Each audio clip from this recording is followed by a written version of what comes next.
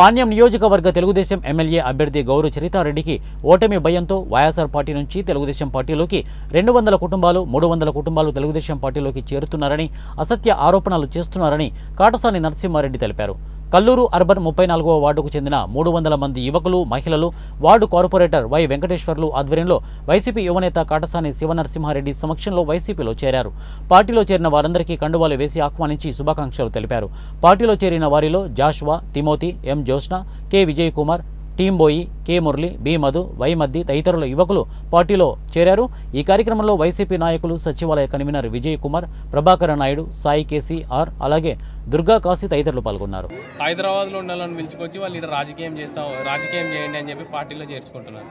ఈ హైదరాబాద్లో ఉంటాడా వాడు? హైదరాబాద్ వాళ్ళ కుటుంబంని చూసుకుంటాడా? వాడిని మీరు ఇక్కడ లీడర్గా పెడితే ఇక్కడ ఉన్న ప్రజల సమస్యలు చూసుకుంటాడా?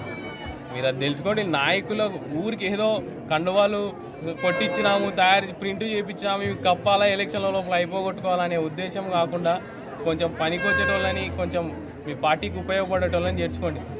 మీ దగ్గర ఉన్న కూడా మా దగ్గరికి ఎంతోమంది వస్తామంటున్నారు. కానీ మా లీడర్ల కోరిక మేరకే మా లీడర్లు చేర్పించుకున్నామంటేనే మేము చేర్పించుకుంటున్నాం. కానీ లేకపోతే మా లీడర్లు చాలు. మా లీడర్లు ఏం నీ లీడర్ల కంటే, నీ క్యాడర్ కంటే కూడా చాలా బలమైన క్యాడర్ కాటసాని రాంభూపాల్ గారిది. ఇండిపెండెంట్గా కంటెస్ట్ చేసిందేనే 64,000 ఓట్లు వచ్చినాయి. ఆ రోజు మాకు ఏదన్నా పార్టీ ఉంటే ఆ రోజే నువ్వు చిత్తుగా ఓడిపోతుంది.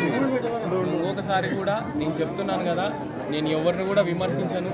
నేను విమర్శించేలాగా మీరు